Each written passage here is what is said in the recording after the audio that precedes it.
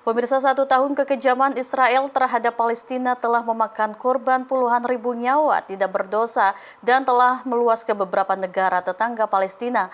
Hal ini mendapatkan sorotan dari berbagai pihak termasuk Pizarro Ghazali selaku Direktur Baitul Maqdis Institute. Menurutnya kemungkinan Perang Dunia Ketiga akan terjadi jika eskalasi militer ini terus meluas. Ini para relawan Mercy ya yang ada di Rumah Sakit Indonesia itu udah terpaksa evakuasi karena ada selebaran yang dijatuhkan oleh Israel dari angkatan udaranya untuk mereka mengungsi karena akan dijadikan zona penyerangan kembali, pembantaian lagi yang dilakukan oleh penjajah.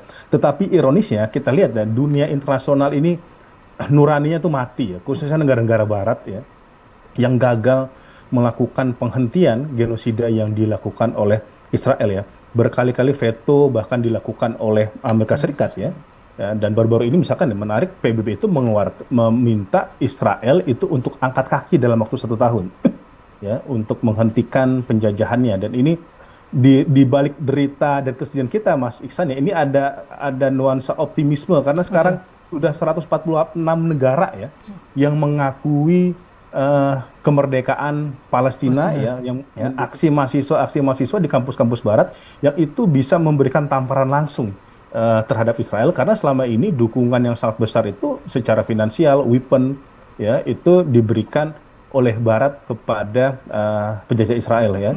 Dan kita bisa melihat sekarang situasi di Israel ini sudah carut-marut, demonstrasi itu bukan lagi kalau mungkin 10-100 sekarang udah ratusan ribu ya Mas Ihsan ya. Di Israel bahkan warga Israel itu memblokir akses masuk Netanyahu ke rumahnya.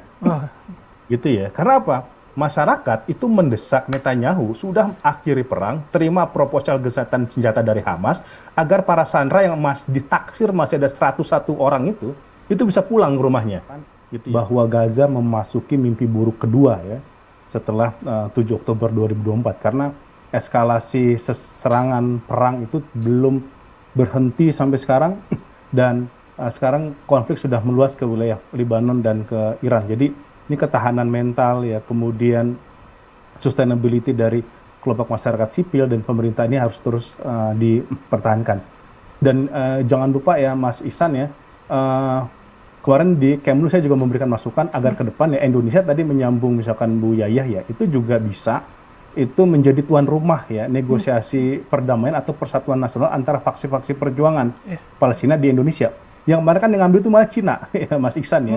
Itu ya. Padahal Indonesia seharusnya bisa melakukan itu ya. Indonesia ini negara muslim terbesar di dunia, kita juga punya pengalaman perdamaian, negosiasi Taliban dengan pemerintah Afgan juga di Indonesia, kenapa tidak itu juga dilakukan di Indonesia melibatkan Muhammadiyah dan ormas-ormas yang lainnya. Jadi diplomasi Indonesia tuh punya catatan sejarah Mas Ihsan ya. Selain blaming, kemudian condemning ya, kutukan, kemudian menyerang secara statement ya, kita juga punya catatan sejarah di mana kita terlibat penuh dalam diplomasi perdamaian global ya. Karena sekarang dunia internasional sudah melihat Indonesia ya, keaktifan Bu Menlu Retno Marsudi dalam melakukan upaya diplomasi misalkan konflik ini banyak negara-negara itu banyak angkat topi atas upaya ini. Ketika Donald Trump menang ya, ini tampaknya situasi masih akan terus seperti ini.